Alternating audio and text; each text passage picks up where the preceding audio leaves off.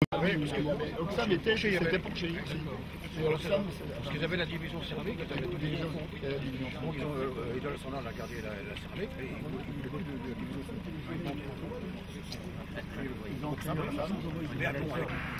ce rassemblement n'est ni politique ni syndical. Ce rassemblement est pour les Ardennes qui meurent. Ce rassemblement est pour montrer la solidarité de tous. Patrons, ouvriers, salariés, retraités, élus, employés, fonctionnaires. Nous sommes tous dans la même galère. Solidarité de tout. Je dis de tous les Ardennes. Solidarité pour cette terre ancestrale qui a tant souffert. Solidarité pour cette terre chargée d'histoire. Solidarité pour nous, sangliers que nous sommes. La crise est passée par là, et bien plus encore dans nos Ardennes. Mais nous, Ardennais, faisons connaître nos Ardennes, notre département. Tous ensemble, nous pouvons chacun faire la promotion des Ardennes. Nous crions halte au pugilat du savoir-faire ardennais. Nous crions halte aux fermetures d'usines. Nous crions halte au licenciement, des aides à domicile, des employés par la mutuelle, aide nécessaire à nos aînés. Nous crions halte à la mauvaise gestion des responsables, avec des dignités, mais avec courage et avec force. Relevons la tête, prenons conscience et faisons prendre confiance à la France, à l'Europe, que nous existons et que nous voulons continuer à exister. Continuer à vivre dans nos belles Ardennes, au cœur de l'Europe. Élus, oubliez vos différences et vos différences. Vos différends et vos différences, excusez-moi. Battez-vous pour les Ardennes. Unissez-vous pour agir. Soyez responsables à part entière. Maires pour vos villes et villages, sénateurs, députés, conseillers généraux, pour votre département, tous ensemble.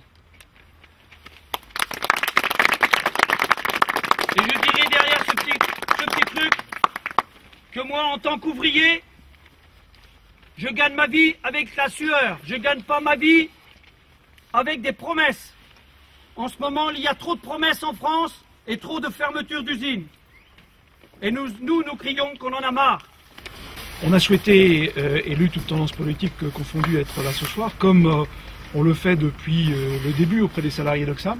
Mais la réunion de ce soir, elle dépasse évidemment, elle dépasse le cadre d'Oxam. Hein, tout à fait, vient de le dire. C'est un cri du cœur et un cri aussi de comment dirais-je, d'indignation, hein, qu'il a poussé ce soir. On est tous conscients des difficultés économiques et de la situation particulièrement grave dans laquelle se trouve notre département. Hein. On essaye tous de se battre et en tout cas, on ne veut pas se résigner. On ne veut pas se résigner. On ne se résigne pas pour Oxam. On a tous les uns les autres mouillé la chemise pour essayer de sauver l'entreprise. Elle n'est pas encore fermée. Hein. Il y a une décision la semaine prochaine qui sera très, très importante. Chacun de nous essaie de trouver des solutions. Mais au-delà d'Oxam, c'est vrai que la situation, que ce soit à Revin ou dans la vallée, n'est pas forcément brillante. Hein. Tout à fait. Et que nous n'avons pas de solution toute faite à sortir soit de notre chapeau, soit de notre poche, parce que sinon ça se saurait. Hein. Et notre devoir, nous élus, c'est d'essayer de continuer à nous battre pour d'abord soutenir les salariés, comme on le fait tous depuis le début, et d'essayer de trouver des solutions de remplacement. C'est pas simple, c'est long, c'est difficile. Hein. Et je pense aussi que c'est fortement lié, bien sûr, à la situation internationale et économique. On a un département beaucoup trop mono-industrie, on a du mal à se diversifier, on a du mal à se restructurer. Et donc, je pense qu'il ne faut pas non plus être pessimiste pour l'avenir, même si les choses sont difficiles. C'est encore jeudi, parce que jeudi, il y a évidemment au tribunal de commerce de Sedan une audience qui, celle-là, va être décisive. Hein. La dernière était décisive aussi, mais il y avait effectivement un petit espoir. Encore une fois, on essaie de tous se battre pour la trouver. Voilà. Mais simplement, je pense que ce genre d'initiative, même si c'est pris un vendredi, même s'il n'y a pas énormément de monde, il faut comprendre les salariés d'Oxam. Eux, ils jouent leur peau la semaine prochaine. Et même si j'ai dit à M. Deschamps que Bon, ce genre d'initiative, il fallait qu'on se coordonne un petit peu plus. Il était bon aussi de la prendre pour montrer qu'on était solidaires et on continuait à être solidaires des salariés d'Oxam. J'ai un message d'abord de solidarité, un message de respect et un message de combat. Le respect d'abord parce que, tu le rappelais Christian, ici vous vous êtes battu pour l'emploi. Quand Ideal Standard a décidé de fermer la fonderie, vous avez eu le choix à un moment donné. Vous avez eu le choix entre les chèques, qu'on est allé jusqu'à vous mettre sous le nez. Hein, ils ont poussé le vice jusqu'à négocier le plan social, vous dire les gars, voilà combien vous allez avoir si vous vous écrasez, si vous restez dans votre coin, si vous laissez fermer l'usine. Et à ce moment-là, vous avez décidé de tenter le redémarrage de l'usine avec quelqu'un pour faire retourner l'activité et qu'il y ait demain d'autres emplois pour vos gosses aussi. Et ça, ce choix-là, moi, franchement, c'est un respect total pour cette décision que vous avez tous prise, parce que à l'époque, beaucoup auraient effectivement préféré prendre le chèque et puis laisser tomber. Vous n'avez pas laissé tomber, vous vous êtes battu. Et donc voilà, vraiment, moi, quand ça s'est passé, je trouve que vous avez montré que vous étiez des combattants pour l'emploi et que votre cause, elle était de travailler et de faire travailler vous et vos familles, vos enfants. On est tous là avec vous pour vous aider et faire ce qu'on peut à vos côtés pour essayer de trouver une solution. Il faut qu'on garde cet espoir-là, qu'en se battant, là où il y a un combat, là où il y a de la vie, on dit il y a de l'espoir, là où il y a un combat, il y a de l'espoir. Quand on ne se décramponne pas, qu'on continue à essayer de trouver des solutions, on peut y arriver. Je suis d'accord avec ce qui vient d'être dit. Il faut lutter. On a parlé de nos pères, nos grands-pères qui ont lutté. La lutte à l'époque était très dure, et je pense qu'elle a en plus, pour le moment, elle a encore changé. Parce que nos pères, nos grands-pères, ils luttaient contre des patrons qui cherchaient, il y avait la lutte, mais ils étaient des patrons qui créaient de l'emploi, qui cherchaient à gagner beaucoup d'argent, à moins payer les ouvriers, mais ils étaient là. Maintenant, on a affaire à des financiers. Et je pense que là, les financiers, on l'a vu, hein, Ideal Standard, fonds de pension, tout ça, ils n'ont aucun problème, eux, des milliers de gens ou des centaines, encore moins maintenant, malheureusement une trentaine, c'est pas leur problème. Tu me dis, Christian, si je me trompe, mais Ideal Standard, ils ne continuent pas à faire ce que vous êtes en train de faire? À mon avis, je crois que si. Alors, il faut bien se mettre quand même dans la tête. Oui. Si c'est fermé à Revin, il faut bien se mettre dans la tête. C'est pas du mensonge. Si la céramique Revin est fermée, c'est parce qu'ils produisent aux Philippines, ils produisent aussi en Bulgarie. Ce qui veut dire, c'est qu'ils ont...